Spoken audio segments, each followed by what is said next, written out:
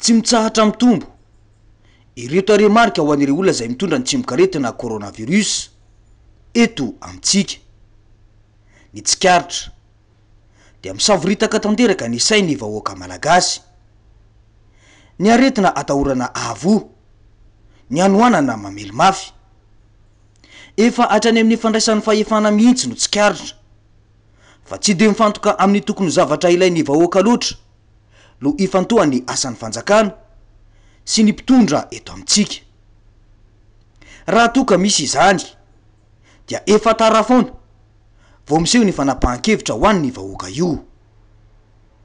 Mazava ny andraikitry ny atao hoe filoham-pirenena dia miaro ny vahoaka sy ny ainy, miaro ny tany tsy ho lasan'ny vahiny, ary miaro ny sandam-bola. Ny fanontaniana mipetraka hatreto de ny hoe tena mahavita io andraikiny io ve ny filoham-pirenena izay mitondra amin'izao fotoana izao? Ny hita aloha hatreto dia mitondra voamiana-draharaha amina fitantanana no mitondra ny firenena, any ka mitavozavoza tanteraka amin'ny fandraisana fanapahan-kevitra. Tsaroantsika tsara angamba ity teny nataon'ny filoham-pirenena tamin'ny 20 ny volana marsa ity. Iza na ny fitondrana malagasy dia tsy niteny mihitsy hoe contre ny vaksiny, zany tsy niteny hoe tsy mety ny vaksiny, fa ozy izy zay hoe ny Madagasikara dia ao anatina fazina observation, zany hoe mijery ahoana ny fivoarana zany vaksiny zany. Izay ilay fitavozavozana satria mantsy sarotra ny amorana amin'ny fampiasana ny CVO dia aleo ny vahoaka malagasy no ampitondrana faisana. Firenena firomaneran-tany moa no efa nampiasa sy nampanao vaksiny ny vahoaka tao aminy tamin'ny fotoana io. Dia tena fitiavana ny vahoaka malagasy tokoa ve no mibaiko ny mpitondra amin'izany sa ampo politika distoerana?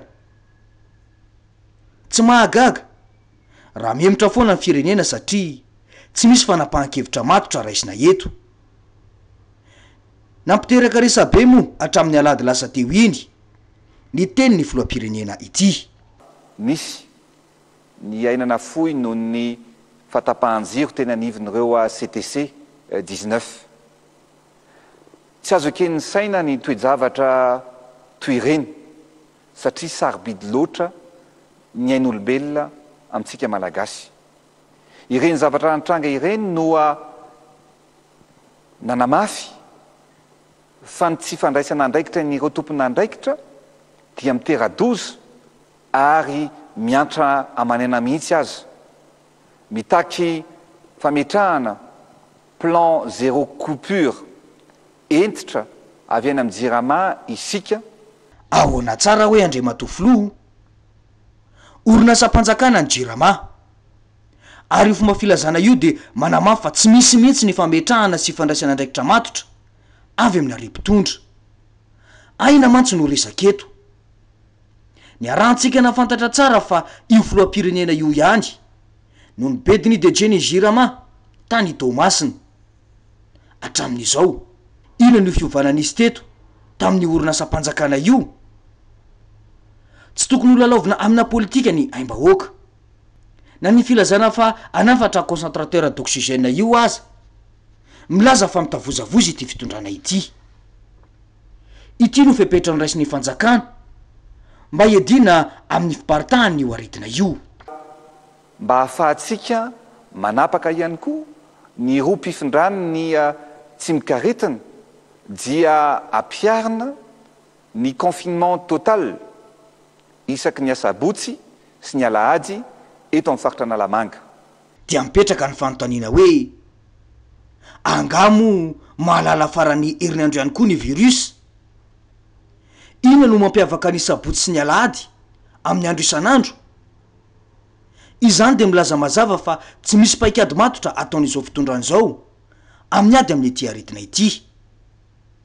Nilaza moa ny filoham-pirenena fa anao fasana ho an'ny firaisam-po. Fomba fanao amin'ny maha-malagasy ve izany hoe misy marary dia fasana no ndeha atao fa tsy fitsaboana aloha? Diso makatahaka ny fomba fiasa any ivelany loatra any ka na tsy mety amin'ny fomba fisainana eto tandrazana aza de atao ihany. Ity no mitranga eny an-toerana.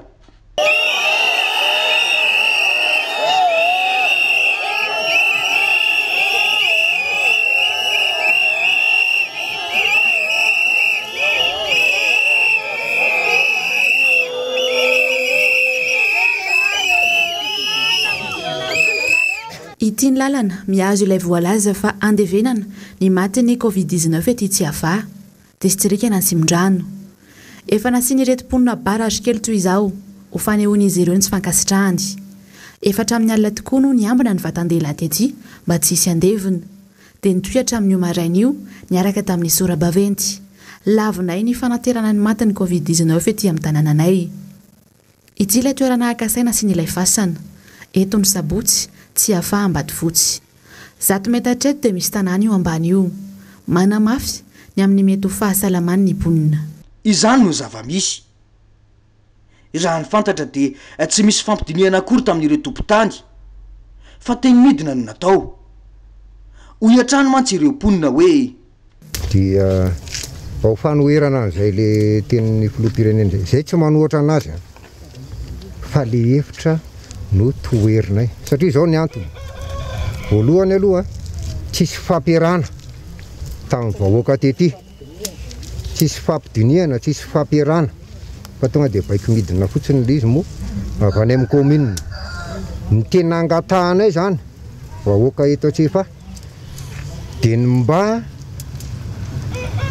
hanajanonana sy hanafoanana ilay toerana antonona hoe andevenana. Andavanay satria raha tany amin'ny 1936 nisy zany peste izany dia sy mety era zany nandevenana ny zareo izay maty tamin'izany andro ny peste izany. Ary izay tamin'izany fotoana zany no nahatonga ny ty tanàna ty foana ny olona teto. Izao zao dia taranaka olona avy eto fa no io valana retina peste io dia nisitaka tany amin'ny faritra Betsileo tamin'ny Fianarantsoa izahay ka mbola averina fandroany amin'izay ve reto mponina eto Tsiava reto tompoko fa ny fandriana zany dia mba ny tsy ametrahana andreo izay nodimany zany ho eto amin'ity toerana ity tompoko satria tsy ho atao fandroany dia lasa aiza daholo reto olona be dia be reto. Mazava ny fanazavany teo. Rary ny raha matahotra ny mponina satria na fanazavana mazava aza tsy misy avy amin'ireo mpitondra. Baiko midina foana izay rehetra atao ary efa naparam-pahefana. Nanamafy io ny fidinan'ireo tompona ndraiky mpanjakana avy ao amin'ny distrikana Tsimondrano niona tamin'ireo mponina teny atoerana ireo. Raha ny vaovao azo dia tsy mahafantatra akory izy ireo fa akaiky tanàna io toerana izay lazay ny filoham-pirenena io fa anaovana fasana ho an'ny firaisampo io. Nilaza ireo tompona ndraikitra niditra teny an-toerana fa hoentina any amin'ny filoham-pirenena izay nilaza izany ny etaetan'ireo mponina ireo. Ny tsikaritra dia atahotra amin'ny mety ho fitrorana sy etsi-bahoaka no fanapahan-kevitra izay raisy ny mpitondra.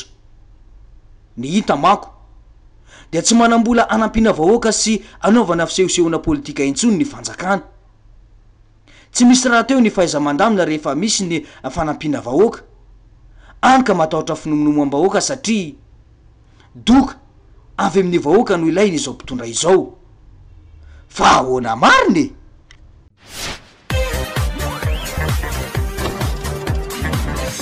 Ahoana mariny?